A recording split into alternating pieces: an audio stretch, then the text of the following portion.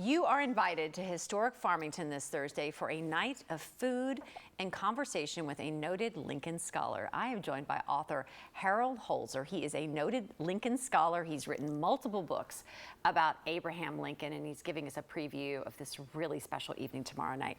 It's a pleasure to have you here. Thank you. It's great to be in Louisville. Great to be with you. This is beyond just a discussion about Lincoln and history, because I'm already thinking through Lincoln's eyes, Right. you know, how we can view so many issues that are facing our country today. But let's begin with what guests can expect, because the public is invited to this event. You have a new book that is out, and you're going to be talking about some key excerpts from it at Farmington tomorrow. Tell us about it. Well, the new book is about Lincoln and immigration, a subject that's not That's usually... a hot topic right now. Yeah, then too. And then too. It hasn't changed. Not much has changed. No, but it's one that people don't think of when they think of Lincoln. He's No. most associated with slavery and obviously preserving the Union. But this was on his mind for a long time. In the fight for votes between Democrats and Republicans, right, that hasn't changed either. Each party was looking for new voters, and immigration provided a pathway to increase citizenship and voting.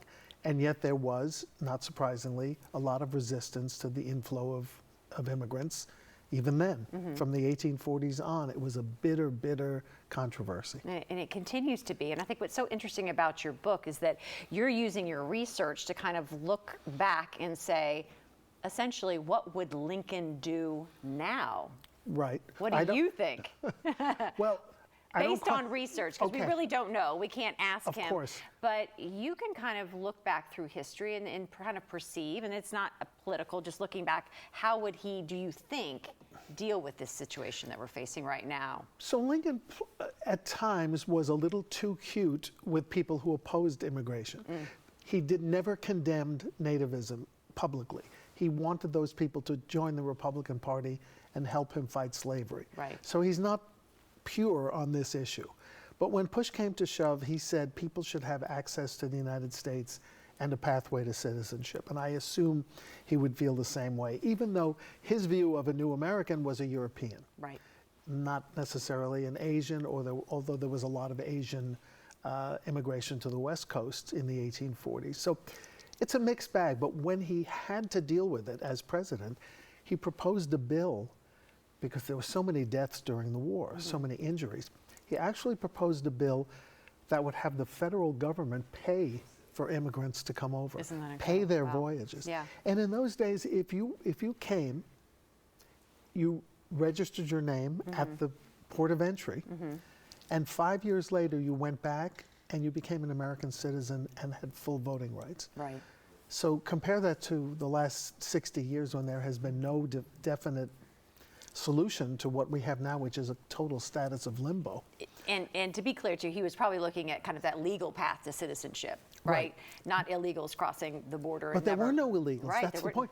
If you came across the border, fine and Yeah, dandy. You yeah. just came and signed your name. It's also fascinating too, because from a political perspective, you also see how the parties, you know, he was a Republican, Right. To see how those views have really changed over time. Another thing that people may not realize is Lincoln's connection to Farmington. I know, it's fascinating. Farmington was his rest home. He had a bad breakup with his fiancée, right?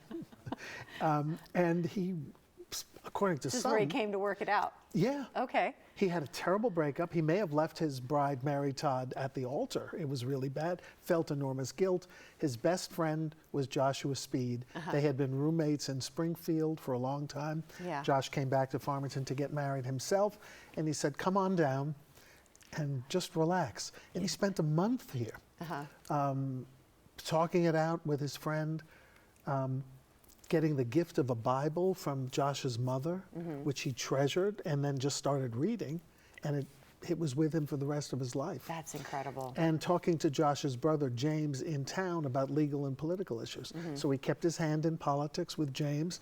He rested with Josh. He got spiritual advice from the mom. Perfect vacation. This 1 month at Farmington, Yeah. that could be a book. That's an interesting idea. Okay, you got to come back. It's a deal. I mean, I'm wondering, did they hit the bourbon trail? What did they do? The conversations. I want to be the fly on that wall of those I conversations. don't know if Josh hit the bourbon. I hate to say it in Louisville, but Lincoln he never drank because he said drinking made him feel flabby.